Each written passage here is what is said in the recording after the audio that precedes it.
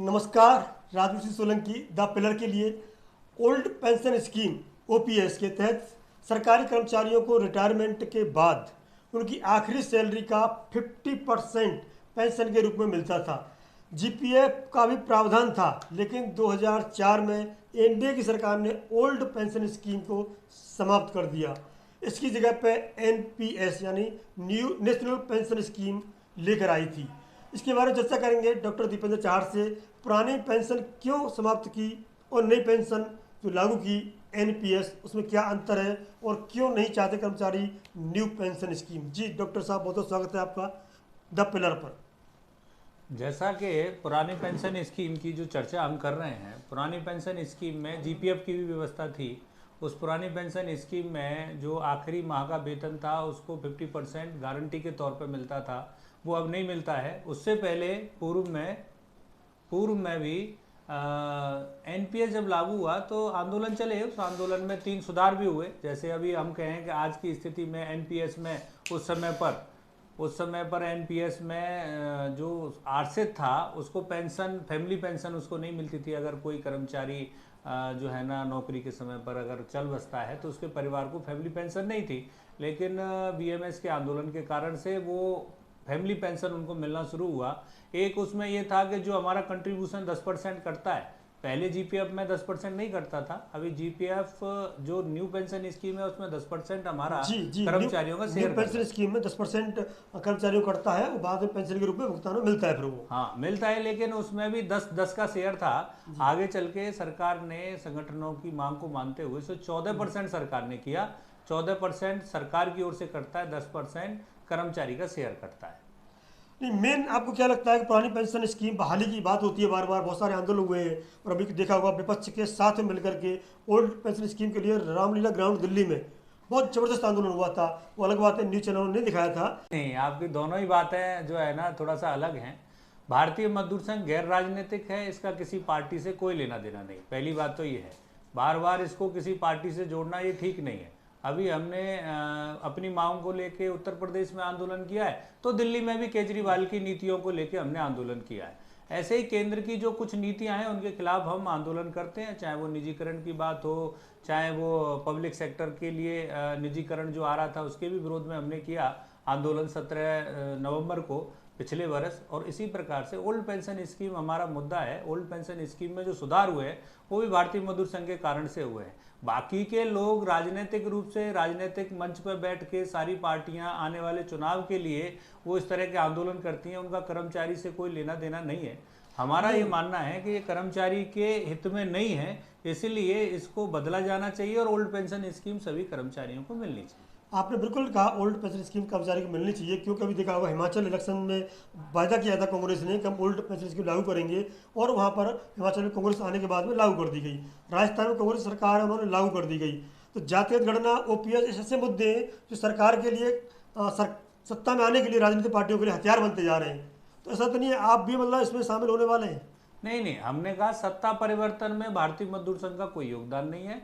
राजनीति करने वाले अलग लोग हैं और सत्ता में आने वाले अलग लोग हैं। सत्ता चलाएं, हमें उनसे किसी से कोई ऐतराज नहीं है, चाहे वो स्टेट की सरकार हो, चाहे राज्य सरकार हो, चाहे केंद्र की सरकार हो, किसी प्रकार की सरकार हो। सरकार को हटाना या लाना भारतीय मजदूर संघ का काम नहीं है। जो सरकार कर्मचारियों के हित में काम करती है उसका हम स्वागत करते हैं, जो विरोध में काम करती है उसके विरोध में हम सड़कों पर आंदोलन करते हैं। भारतीय मजदूर संघ 22 नवंबर को पुरानी पेंशन की बहाली के लिए जंतर मंतर पर बड़ी तादाद के साथ वहां पर आंदोलन करने वाला है। बहुत बड़े जंतर मंतर पर तादाद में बीएमएस ओल्ड पेंशन स्कीम के लिए आंदोलन करने वाला है। लेकिन बात ये समझ में नहीं आती है, बार बार सरकार ये कहती है कि हम जो कर्मचारी हो चाहे देश के वासी हो सबके लिए अच्छी स्कीमें ला रहे हैं, सबका साथ, सबका विकास, सबका विश्वास, इस तरह से। तो ओल्ड पेंशन स्कीम में क्यों मतलब आपकी और सरकार की टकराव की स्थिति पैदा हुई है? नहीं, ये जो स्कीम जब लाई गई, जो स्कीम को लेके आए लोगों ने समझाया, क्योंकि नेशनल काउंसिल में आज जो रामलीला मैदान में जो आपको लोग दिखे वो नेशनल काउंसिल मीटिंग में बैठे थे। उनके अप्रूवल के बाद ही जो है न्यू पेंशन या नेशनल पेंशन स्कीम आई। उस समय पर जो कर्मचारी लीडर्स को जो पता चला, अंदाजा हुआ, उनको लगा कि ये ओल्ड पेंशन स्कीम से अधिक अच्छी पेंशन स्कीम है, इसलिए इसे लागू होना चाहिए। कर्मचारी नेता उस समय पर उस स्कीम को समझ नहीं पाए, उसके दुष्परिणाम अब आने लगे हैं, लोगों को पेंशन नहीं मिल रही है, तब समझ में आ रहा है। और 10-10 साल की, 12-12, 15-15 साल की नौकरी होने के बाद लोगों की समझ में आया कि हमारे साथ छल हो गया, ये मार्केट पर आधारित है, हो सकता है मार्केट अगर क्रैश कर गया तो हमको जो है पेंशन हजारों में ही मिलेगी या कुछ सैकड़ों में मिलेगी, ऐसी पेंशनें मिलना शुरू ये अच्छा बिंदु बताया आपने, इसमें बहुत चर्चा चल रही थी, इसमें मैं आऊँगा कि मार्केट पे आधारित है और मार्केट अगर डाउन है तो पेंशन उसी हिसाब से मिलेगी। लेकिन एक बात तो जहाँ समझनी पड़ेगी, जब आप आंदोलन करते हैं और सामने टकराव रोकने के लिए अर्धसैनिक बल होते हैं या कोई बल होता है, वो भी अकेले में जब उनसे बात करता है, कोई रिपोर्टर, मेरी खुद बात हुई है, वो कहते हैं कि भाई ठीक है, ओल्ड पेंशन स्कीम हमारे लिए भी अच्छी थी, हमें बहाल करवा दो, हम भी चाहते हैं, हर पुलिसकर्मी चाहता है ओल्ड पेंशन स्कीम लागू हो, किंतु जब बात आपसे टकराव भी होता है तो उसमें समझ आता बैठक क्यों नहीं हो पाता। नहीं नहीं, ऐसा नहीं, ऐसा है जो स्कीम आ गई और जो स्कीम लागू हो गई, उसका जो कानून बन गया, उस कानून में बदलाव होना है, और उस कानून को बदलाव करने के लिए लोकतंत्र से चलने वाली सरकारें सभी, जब तक जन आंदोलन नहीं होता है, कोई मांग लोकतंत्र में सुनी नहीं जाती। आप लोकतंत्र की ताकत ही आंदोलन है, आप आंदोलन ताकत के साथ करेंगे, अपनी बात को पहुंचाएंगे, तो मुझे लगता है पार्लियामेंट भी कानून बनाने और बदलने के लिए ही बैठी है, हमारे लिए ही बैठी है। अगर हम अपनी बात को सही ढंग से कह पाए तो वो बात मानी जाएगी, ऐसा मुझे विश्वास है। बीएमएस कहेगा सही ढंग से कहेगा, विपक्ष कहेगा सही ढंग से नहीं कहेगा, और रामलीला मैदान में बहुत बड़ा आंदोलन था, शायद सही ढंग से नहीं कह पाएंगे, इसलिए उनकी बात नहीं मानी गई, बीएमएस की मान ली जाएगी। बात चल रही थी कि मार्केट या शेयर आधारित पेंशन है, न्यू पेंशन स्कीम है जो शेयर आधारित है, तो थोड़ा सा ब्रीफ में समझाएंगे आप हमारे दर्शकों को।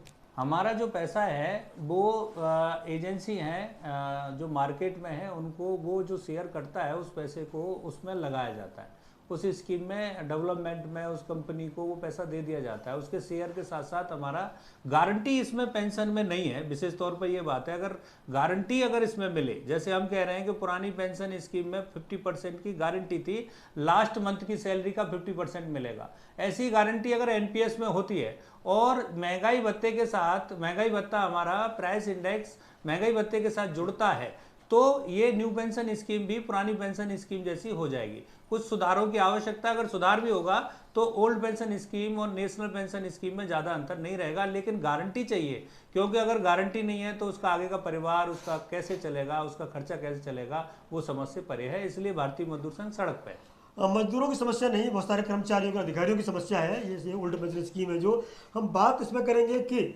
सरकारें कहती है कि इतना खर्चा बढ़ जाएगा, इतना बोझ बढ़ जाएगा कि जो विकास उद्योग में कहें या जीडीपी में कहें वृद्धि होती जा रही है हमारी, उसके बावजूद पेंशन बंद की जा रही है, तो सरकार कहाँ गड़बड़ है, मतलब मजदूर संघ या जनता या कर्मचारियों क्यों नहीं सुन पा रही है इसमें। नहीं, ऐसा है, बहुत सारे जो नीति आयोग जो बनते हैं, जो भारत सरकार नीति आयोग रखती है, उसमें कैम्ब्रिज यूनिवर्सिटी और हार्वर्ड यूनिवर्सिटी से पढ़ के लोग आते हैं और उन्हें भारतीय पृष्ठभूमि का पता नहीं, अर्थ का ज्ञान नहीं, ऐसे सब लोग मिलके देश की नीति का निर्धारण करते हैं। वो जो बताते हैं सरकार उसे सुनती है और उसे इम्प्लीमेंट करती है। मैं कह रहा हूँ देश की अर्थनीति निर्धारण करते समय आर्थिक जो अर्थ के जानकार हैं, चाहे वो किसानों के मामले हों, चाहे वो मजदूरों के मामले हों, चाहे ग्रामीण परिवेश से जुड़े मामले हों, जब तक आप भारतीय पृष्ठभूमि में जीवन जीने वाले लोगों से बातचीत करके नीति निर्धारण नहीं करेंगे तो ऐसी दिक्कत आएगी। बीच में बताइए, जब बीजेपी तो ये कहती है जनमानस की आवाज़ सुनते हैं हम, जनमानस के जो आवश्यकता है उनको पूरी करने के लिए हम, जनता ने चुना है हमको, तो कांग्रेस थी एसी में बैठ के काम करती थी, एसी में बैठ के कानून बनाती थी, बीजेपी तो अपने आप को साफ साफ कहती है, जो सरकार सत्ता में साफ साफ कहती है कि हम आम आदमी की, मतलब एक जो आम आदमी तो पार्टी दूसरी हो जाएगी, जनमानस के एक भारतीय की हितों का ध्यान रखती है, किसी का अहित नहीं चाहती है। नहीं, हितों का ध्यान उन्होंने, हमारे ऐसा नहीं है कि पुरानी पेंशन स्कीम पर वो सोच नहीं रहे, विचार नहीं कर रहे। हमने जब जब मांग की उसमें आपको 25% अपने हिस्से का शेयर परसेंट निकालने की योजना आ गई। पुरानी पेंशन स्कीम, नई पेंशन स्कीम में फैमिली पेंशन आ गई, उसके अलावा 10% उनका शेयर था तो वो 14% हो गया। अभी हमारी मांग है कि कम से कम आप इतना कीजिए कि लास्ट मंथ की 50% आप जो है ना गारंटी दीजिए। इसके अलावा प्राइस इंडेक्स से जोड़िए। भारत सरकार ने एक कमेटी बनाई है फाइनेंस सेक्रेटरी को चेयरमैन बनाते हुए, डीओ, लेकिन क्योंकि ये लोकतंत्र है, इसमें आवाज़ होने के लिए, आपकी ताकत होने के लिए आपको सड़क पे आना होता है। इसलिए मेरा सभी न्यू पेंशन स्कीम या नेशन एनपीएस के सभी कर्मचारियों से अनुरोध है कि 22 नवंबर को जो भारतीय मजदूर संघ इस पुरानी पेंशन स्कीम की बहाली के लिए जो आंदोलन कर रहा है, आप सब लोग उसमें शामिल होइए, अपनी ताकत दिखाइए और अपनी ताकत के बल पर ओल्ड पेंशन स्कीम को पाइए। भारतीय मजदूर संघ यानी बीएमएस अपनी ताकत दिखाएगा ओल्ड पेंशन स्कीम लागू करने के लिए, या कहें कि वो क्या चाहते हैं बीच का रास्ता निकले।